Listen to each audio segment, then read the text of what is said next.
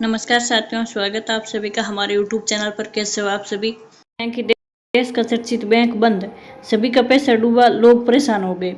यानी देश का जो चर्चित बैंक है वो बंद हो गया है और सभी का जिस खाते में पैसा वो सभी लोग बर्बाद हो गए हैं। अब लोग परेशान हो रहे हैं, अब क्या करना आगे, तो अपन आगे वीडियो में देखते हैं। इससे पहले आप वीडियो को लाइक शेयर सब्सक्राइब जरूर करें। आगे देखते हैं कि बैंक लाइसेंस कैंसिल। भारतीय रिजर्व बैंक ने बैंकिंग क्षेत्र में नियमों के उल्लंघन को लेकर एक और सख्त कदम उठाया है। केंद्रीय बैंक ने वित्तीय अनियमितताओं और कमजोर वित्तीय स्थिति के कारण महाराष्ट्र के जयप्रकाश नारायण नगरी सहकारी बैंक बसंतनगर का लाइसेंस रद्द कर दिया है। यह निर्णय जनहित को देखते हुए लिया गया है, क्योंकि बैंक की स्थिति जमाकर्ताओं के हित के लिए हानिकारक हो गई है। आरबीआई का यह कदम उन स्थितियों में उठाया जाता है जहां बैंक अपने जमाकर्ताओं को पूरा भुगतान करने में असमर्थ हो जाता है और उसकी निरंतरता से आम जनता को नुकसान होने की संभावना बढ़ जाती है। अब बैंक लाइसेंस रद्द करने का मुख्य कारण क्या है कि रिजर्व बैंक ऑफ इंडिया ने अपने आधिकारिक बयान में स्पष्ट किया है कि जयप्रकाश नारायण नगरी सहकारी बैंक की वित्तीय स्थिति अत्यंत चिंताजनक थी। बैंक के पास परिचालन के लिए पर्याप्त पूंजी नहीं थी और भविष्य में कमाई की कोई स्पष्ट संभावना भी नजर नहीं आ रही थी।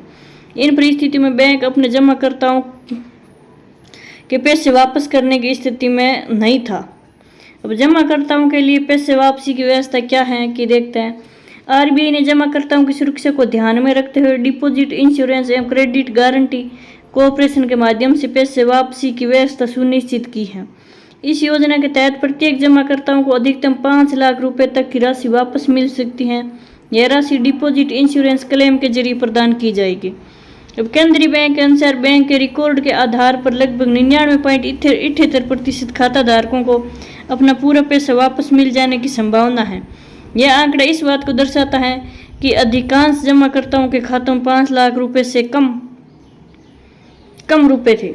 अब बैंक बंद करने की प्रक्रिया क्या है आगे की देखते हैं कि आरबीआई ने महाराष्ट्र के commissioner for cooperation and registrar of cooperative society को निर्देश दिया है कि वह बैंक को तुरंत बंद करके एवं लिक्विडेटर की नियुक्ति करे। लिक्विडेटर का काम बैंक की संपत्तियों का उचित मूल्यांकन करना और जमाकर्ताओं के हितों की सुरक्षा सुनिश्चित करना होता है।